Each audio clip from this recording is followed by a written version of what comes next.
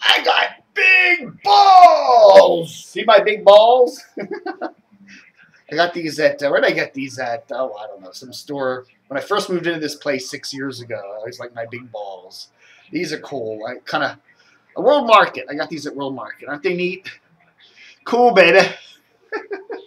Good morning. This is the morning edition of Dave TV for Thursday. Now, am I in focus? Let's see. Am I in frame and in focus? I don't know. Oh, there. Am I in focus? Not really. There I am. Oh, there I am. That looks pretty good. Got this in the mail yesterday. Of course, no return address, but it was mailed from somewhere in Northern Virginia.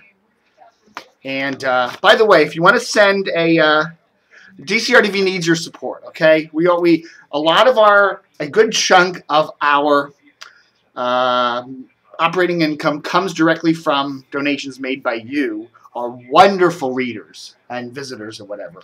And this came in the mail.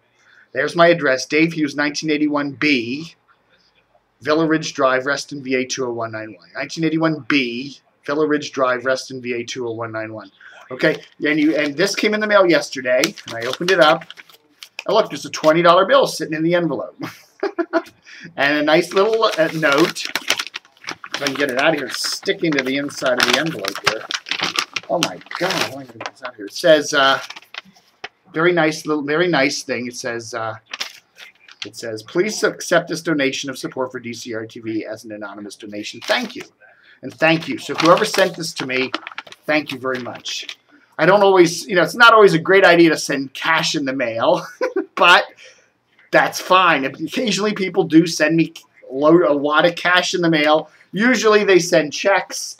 Sometimes it'll be a postal money order. One guy once actually sent me 5 winning $1 Virginia lottery tickets. That was it. They were all $1 winners. So thank you all very much.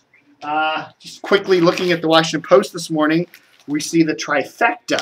Trifecta means a story makes 3 of the Post's sections, front pages. We have a trifecta today. Here we go. Here's the U.S. Open. Getting around the Open may require stroke of luck. That's on the front page of the Post. The sports section, of course. A tournament like any other. Big U.S. Open stuff on here, and a whole big section on the U.S. Open inside. Of course, there was a big U.S. Open special section yesterday in the paper. And on today's stale section, now another big, about most of the front page is more of the U.S. Open. Now, I agree the U.S. Open deserves coverage, but, I don't know, does it really deserve that much coverage? I mean, you could have Kate Gosselin's hair fall off, and it wouldn't make 3 sections of the Post. I don't know. Now, that would be a big story. By the way, just wanted to talk to you real quickly about the Weiner story. I haven't covered a lot of that in the on DCRTV. Anthony Weiner and his taking pictures of his junk and sending it around on the internet and da-da-da-da-da. I haven't covered a lot of that because I really don't think it's all that newsworthy of a story. You have to say, it's a stupid thing to do. No question. It's a stupid thing for anybody to do, especially stupid for an adult man to do, especially a politician who's thinking about running for the mayor of New York City. But you also have to say, it wasn't, as far as I'm concerned, he didn't do anything illegal. If you want to take a picture, if you're an adult man, want to take a picture of your junk and you want to send it to somebody in Twitter or email or whatever, or even post it on our website, there's nothing illegal about that. I mean, well, maybe it might violate an obscenity rule here or there. I don't know. As long, I don't know. Technically, sending it in an email or whatever, there really isn't any. He didn't assault anybody. He didn't rob a bank. He didn't embezzle anything. I don't think what he did is all that big of a deal. It's just kind of stupid. It's stupid. It's just immature. It's something maybe a 12-year-old boy might do. You wouldn't do that as a guy pushing 50. So anyhow, I don't know. And plus the fact that his name is Weiner. You know, okay, the ha ha ha, the joke. The man whose name is Weiner says his Weiner in a picture, ha ha ha, and then he lies about it, tries to cover it up, and you know, and it does deserve coverage. It's funny, it's stupid, it's sad, but I don't know. I think the media goes head over heels sometimes too. You know, it's dumb. But anyhow, I really don't think he should resign, and I don't think he should leave this. You know, he's a good politician. People like him. He gets reelected. You know, he should just go and say, okay, you know, I've been a good politician. I've served my district. You know, if you don't want to vote for me because I did something stupid, which I apologize for, I'm sorry. You know, hopefully I'll grow up. But another interesting story today on the DCR-TV front page. Let's see if the DCR-TV. There we go. Oh, look at that. We're loading it with the ads. See, people. Some of my advertisers have been saying, "Hey, Dave, what's wrong with your site?" Well, of course, we had the denial of service attack that came on our site about 2 weeks ago. It's been just about 2 weeks that you know. But look, today everything's loading. Look at that. I just loaded the site, so maybe things are getting better. So everything seems to be loading.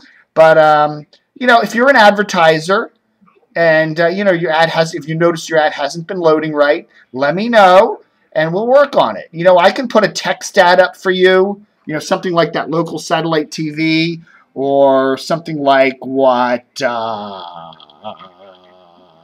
DirecTV here does. Mark Coltrane does. You know, we can put some text up along with your ad, or a separate text ad that will load all the time. You know, it's the graphics that we occasionally have some trouble with. We can also feature your ad on right here on Dave TV. So I'll be happy to work with you. Or you give you a free credit of a few weeks there, you know, if you find it. But you know, I'm here to help out.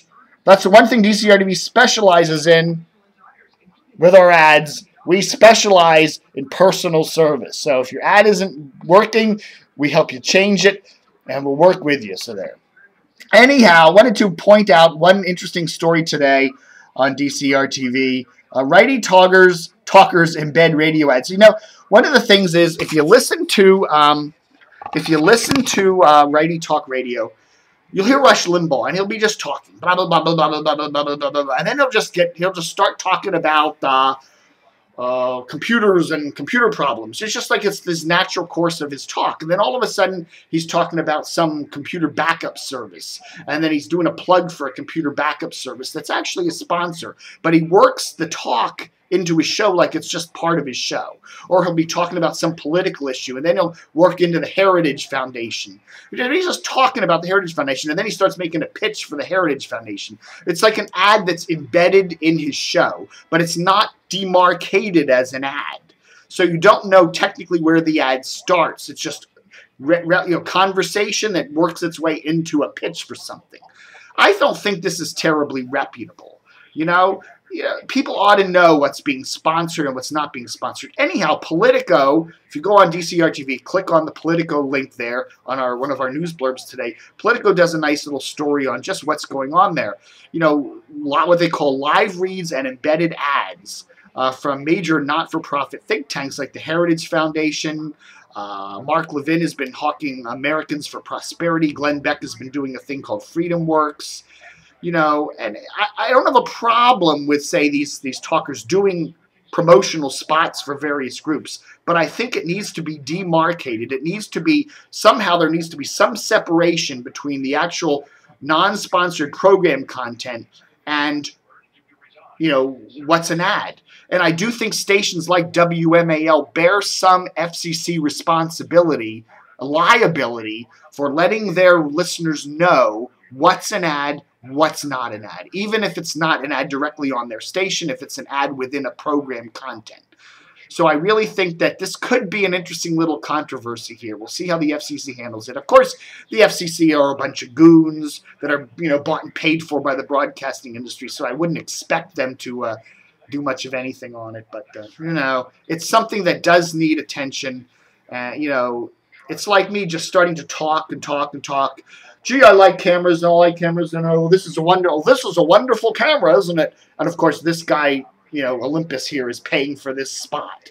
It's just you work it into your show. I don't think that's a good thing.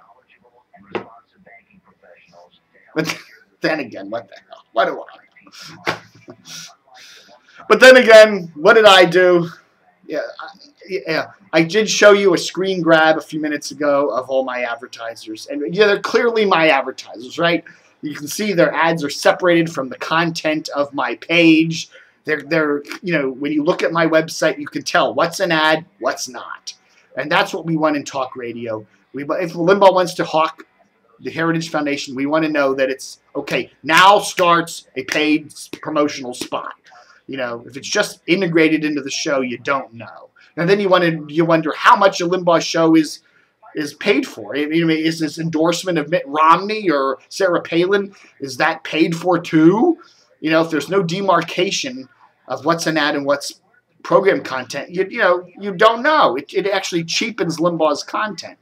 So interesting there. All right, folks, we're hitting the 11-minute mark. My rants are done for today or this moment.